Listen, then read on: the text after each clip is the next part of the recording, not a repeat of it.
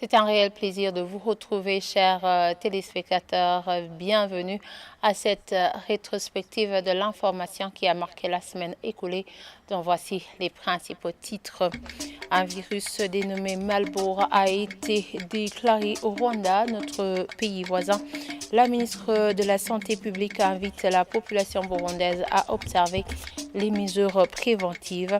Lidwina Baradahana rassure néanmoins que des précautions sont déjà prises par le gouvernement burundais pour faire face à cette épidémie. Vous aurez plus de détails au cours de cette rétrospective.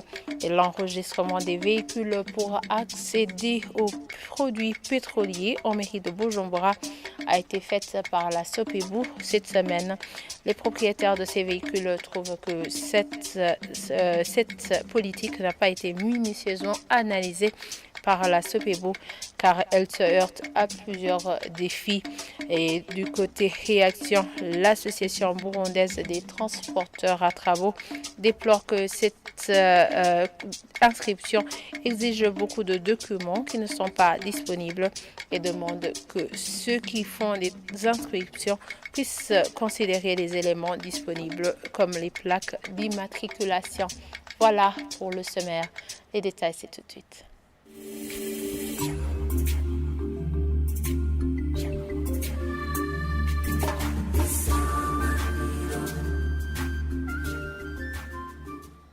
Ouvrons ce journal par la page santé. La ministre de la Santé publique invite la population burundaise à observer scrupuleusement les mesures préventives contre le virus Marburg suite à sa déclaration dans le pays voisin, le Rwanda. Dans un point de presse tenu ce mercredi, Lidwina Baradahana, ministre de la Santé, estime que le risque est énorme pour le Burundi suite à sa proximité avec son voisin du Nord. Suivez-la.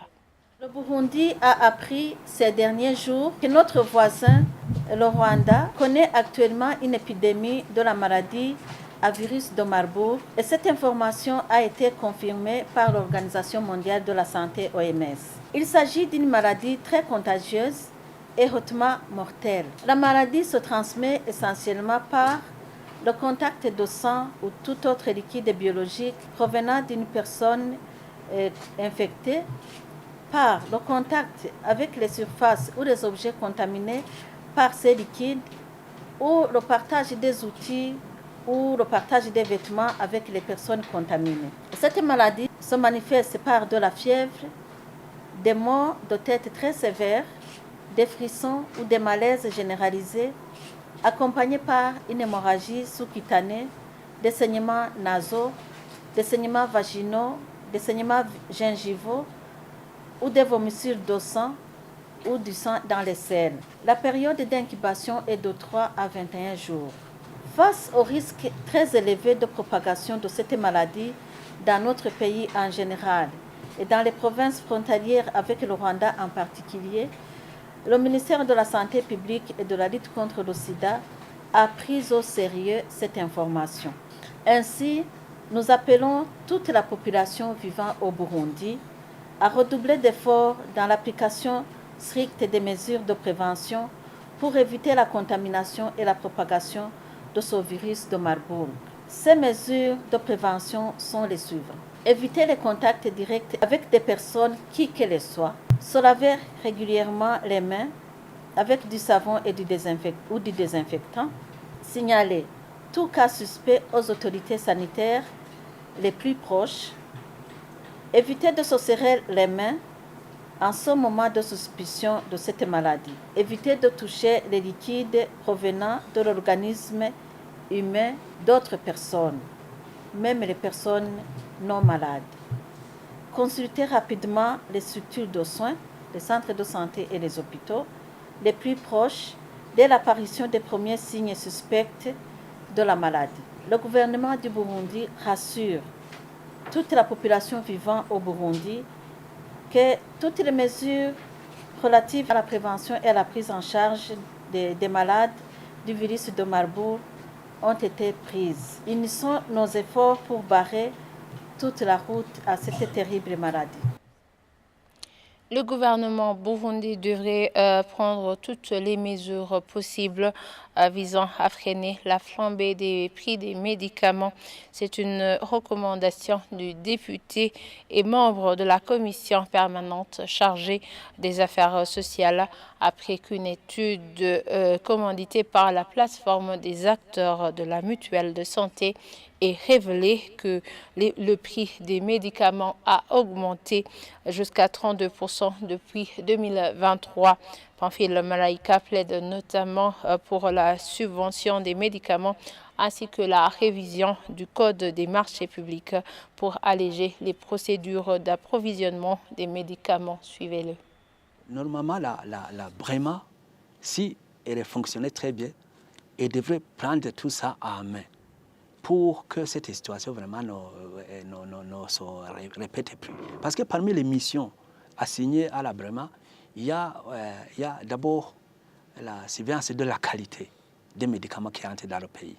Et aussi, il y a la régulation des prix des médicaments pour que ces prix respectent la loi. Et si la Brema a des lacunes ou a des besoins, il faut qu'elle sollicite l'appui du gouvernement pour que réellement cette autorité soit indépendante, autonome, matériellement, financièrement. Il y en a même des gens qui disent que les médicaments qui ne soient pas considérés comme des marchandises.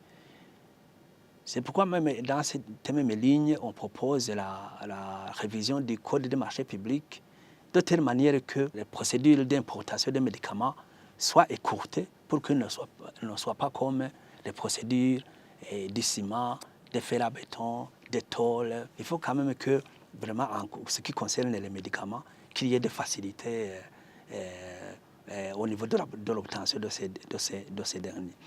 Et aussi, on solliciterait à l'État, si le pays est regorgé de minéraux, c'est le moment même que les produits de ces minéraux devraient intervenir pour que peut-être l'État fasse des subventions au niveau des médicaments. Poursuivons ce journal par la page de transport. L'enregistrement des véhicules pour accéder aux produits pétroliers en mairie de Bujumbura a été bien accueilli par les propriétaires de ces véhicules. Mais ces derniers trouvent que cette politique n'a pas été minutieusement analysée par la SOPEBO car elle heurte à plusieurs défis. Les propriétaires de plusieurs véhicules doivent les enregistrer sur plusieurs cartes SIM. C'est au moment où il y a ceux qui ne possèdent pas de téléphone Android. Ils indiquent que même le délai de 6 jours fixé par la SOPEBO ne suffit pas et demandent que ce délai soit prolongé. Le point avec Évariste Ndikowanyan. L'enregistrement de véhicules pour que leurs propriétaires aient accès au carburant dans l'avenir est vraiment casse-tête selon certains. Pire encore, ce sont des gens qui n'ont pas le temps d'arriver dans les centres d'enregistrement qui utilisent leurs Android pour cet enregistrement mais sans succès. L'histoire du pénurie est déjà réglée, mais aussi on nous a demandé d'enregistrer nos véhicules, mais en nous donnant un peu de temps. Ils ont donné seulement 6 jours, alors qu'il y a une multitude de véhicules ici à Bujumbura. Et pour faire enregistrer ton véhicule, il faut aller à l'ETS et tu vas y passer toute la journée. Mais on nous a donné aussi une autre alternative d'enregistrer le véhicule via les téléphones Android. Mais il y a des catégories comme ceux qui ont des téléphones iPhone et ils sont un peu exclus. Il y a d'autres défis qui s'observent dans ces enregistrements en cours. Certains se demandent comment les étrangers qui seront de passage dans le pays pourront procéder pour avoir du carburant.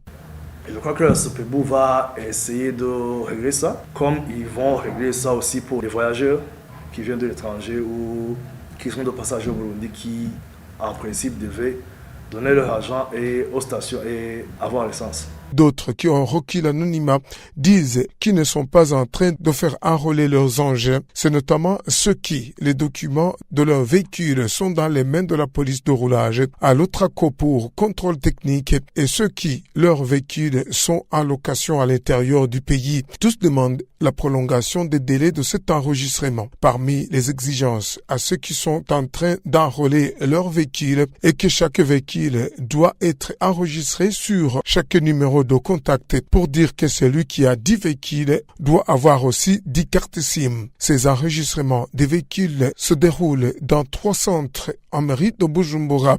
Au sud, c'est à l'Ekofo Kanyosha 3. Au nord, c'est sur le terrain de football de l'ETS Kamenge et sur le terrain se trouvant devant les bureaux de la zone Kinam. Et côté réaction, l'association burundaise des transporteurs Atrabo dit avoir bien accueilli la mesure de la SOPEBU, appelant les propriétaires des véhicules à les faire enregistrer si une fois cette mesure, c'est une plus-value pour rendre disponible le carburant. Ceci a été dit par Charles Nirameba, secrétaire général de cette association. Il indique que cette inscription exige beaucoup de documents qui ne sont pas disponibles et demande que ceux qui font ces inscriptions puissent considérer les éléments disponibles comme les plaques d'immatriculation. Suivez-le. Au niveau de l'association des transporteurs du Burundi, la mesure qui a été prise par SOPEBU avait très bien accueilli parce que toute mesure alla dans le sens de remédier ou éradiquer la pénurie répétitive de carburant. Il est bien entendu accueilli par les transporteurs dont nous sommes. Donc, au niveau de la Trabo, cette mesure a été très bien accueillie, malgré qu'il s'observe des files d'attente et l'enregistrement qui dure beaucoup de temps. Et alors, vous comprendrez que pour les transporteurs, ça perturbe le travail. Et surtout que la SOPEBU exige le report de tous les documents, depuis la carte rose jusqu'au contrôle technique, même le permis de transport. Et tous ces documents, au moment où les transporteurs venaient de passer beaucoup de temps sans prester, et donc il s'observe beaucoup de transporteurs qui n'ont pas la totalité des documents. D'où la raison pour laquelle ils étaient en train de s'organiser pour qu'ils puissent encore une fois payer les dettes et renouveler les documents. Mais malheureusement, au niveau de la SOPEBU, on exige que tous les documents soient au complet. Et la Trabo demande à ce que la SOPEBU puisse voir comment considérer uniquement la plaque d'immatriculation et le nom du propriétaire, et surtout la carte rose. Et pour qu'on puisse mettre beaucoup de transporteurs dans le système afin qu'ils puissent plus tard avoir l'accès à l'approvisionnement de carburant. Avoir les échos des transporteurs qui ont déjà passé sur le terrain de l'ETS et ailleurs, l'enregistrement pour un seul véhicule prend beaucoup de temps, et ce qui veut dire qu'un délai de 6 jours est insuffisant pour enregistrer tous les véhicules, et surtout ici en mairie de Bujumbura. Je profite d'ailleurs de cette occasion pour demander à la SOPEBU que si jamais les 6 jours s'écoulent sans que l'enregistrement soit terminé, qu'ils puissent passer à la prolongation du délai, et pour que tous les utilisateurs de carburant puissent être enregistrés et plus tard avoir l'accès au carburant. Page Société pour clôturer cette rétrospective de l'information qui a marqué cette semaine écoulée. Les parents qui ont été victimes des inondations dans la zone Getumba, délocalisée au site Gisagara, se trouvant dans la zone Makiadzo, en commune Mubimbi, sont inquiets. Selon eux, leurs enfants risquent d'abandonner l'école suite au long trajet qu'ils parcourent pour aller et arriver, plutôt pour l'aller et le retour jusqu'à l'école. Ils demandent au gouvernement de leur construire des établissements scolaires dans ce site. À cela, Abdul Karim Moudinga, responsable de ce site, fait savoir qu'il a soumis cette doléance au ministère de l'Éducation. Le point avec Jean-Marie Vianingenda Koumana qui s'est rendu sur les lieux.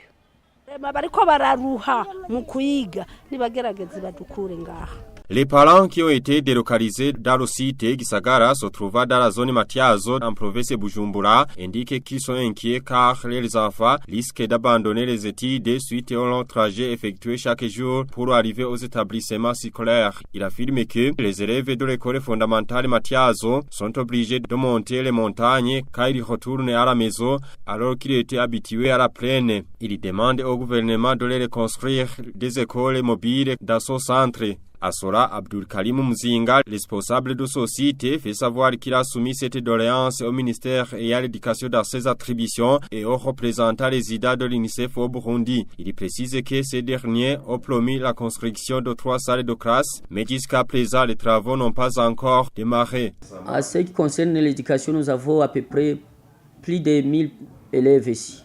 Parmi eux, la majorité se sont déjà fait inscrire à Machazo. Nous avons le doute que la majorité, surtout les petits-enfants, que d'ici 3 mois, ils peuvent arrêter, comme l'année passée, à cause de la trajectoire. En ce qui concerne l'éducation, l'UNICEF, via le gouvernement burundais, nous a promis de nous faire installer 3 classes ici pour les petits-enfants de la première, deuxième et troisième. Malgré cela, ce responsable de site Gisagara salue l'action louable de certaines organisations non gouvernementales qui ont pu distribuer le matériel scolaire aux élèves en provenance des familles vulnérables. L'association APRO, c'est une association composée des ingénieurs. Il nous a apporté plus de 2000 cahiers la semaine passée, mais la majorité des ménages qui sont ici. Par exemple, vous pouvez trouver un ménage qui est composé de 5 enfants. 3 élèves sont ici, 2 élèves sont allés étudier ailleurs. Par exemple, ceux qui sont allés étudier dans les internats. Nous demandions au gouvernement burundais, ses partenaires, UNICEF ou autres, de nous faire renouveler ces maisonnettes. Le responsable du site Gisagara précise que ce site compte plus de 1000 élèves qui étudient à l'Ecofo Matiazo et l'Ecofo Mubimbi. Il ajoute que pour arriver à ces établissements scolaires, les élèves doivent parcourir un trajet de 5 km. Et voilà, c'est ici que nous clôturons cette rétrospective de l'information qui a marqué la semaine écoulée. Merci de nous avoir suivis et très bonne suite de programme sur la télévision Isanganiro.